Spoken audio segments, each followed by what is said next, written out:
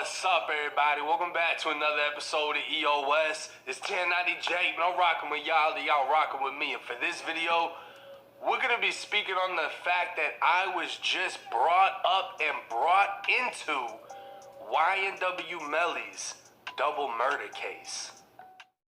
Hey everyone, just wanted to come on here real quick and talk a little bit about the whole 1090 Jake situation with the YNW Melly murder case paperwork. For those of you that don't know, 1090 Jake is a creator out of Massachusetts that runs a channel named End of Sentence that is a part of the prison community on YouTube. Although Jake is from Massachusetts, he did his prison time in Florida. He started off his channel by sharing his story and also doing interviews of other people sharing their stories about prison and getting out of prison and all that goes along with that. In the last year or year and a half, he has changed around the content on his channel a lot.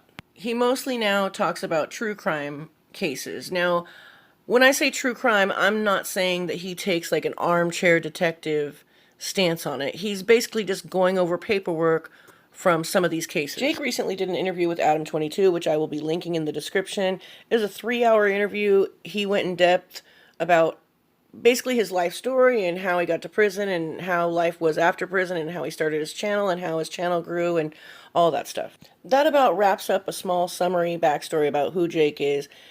Before I get into what this video is about, I wanted to say something though. I cover prison community content on my channel amongst a variety of coverage of different communities on YouTube.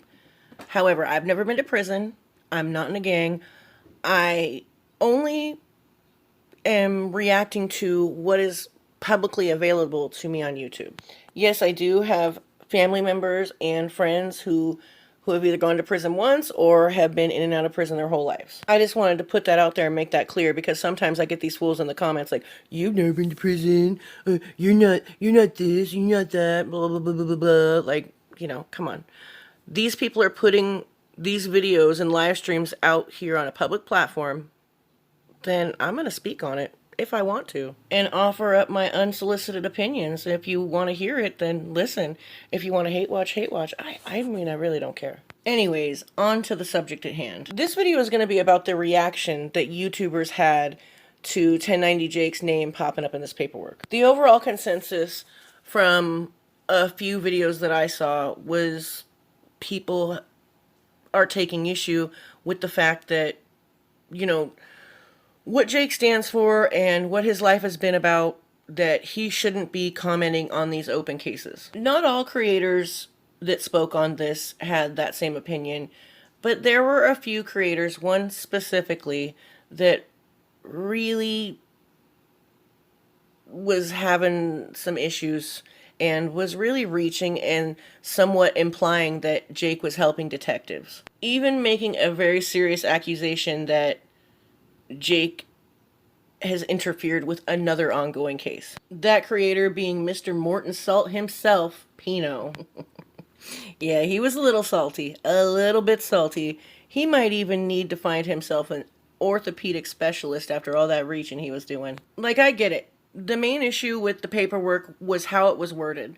The word that was used, or the words that were used, was that Jake provided said detective with this video. However, this video is public to anybody that wants to watch it. So anyone knows that, anybody that knows that that video is public right away would debunk it and be like, oh, well, he just had a poor choice of words. He should have said, hey, I saw on YouTube this video that said this, instead of saying that it was provided. And see, it was really as simple as that.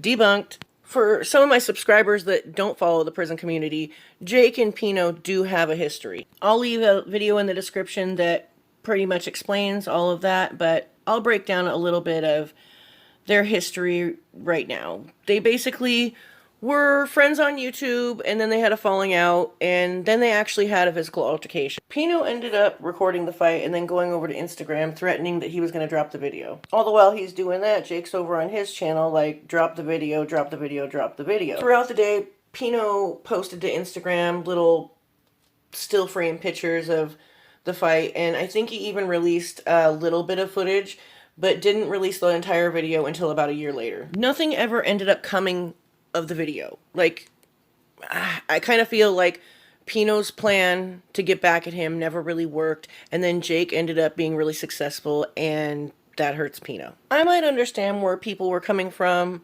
if Jake was taking, like I said, like an armchair detective standpoint, going over these crime cases, but he's not. He's just going over paperwork. And at the end of the day, a lot of prison channels will go over or, like, quote unquote, expose other prison creators' paperwork, but Jake's kind of doing it in like a story time setting, just talking about the events that are documented on paper. And I feel like not just with Jake, but just in general, that sometimes it's hard for people to be happy about other people's success. I don't know. I look at it like this.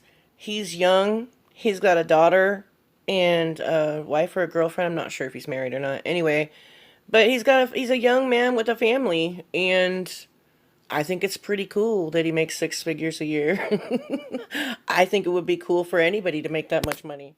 Anyhow, I think I'm going to wrap up the video here. I hope y'all liked the video. Love y'all.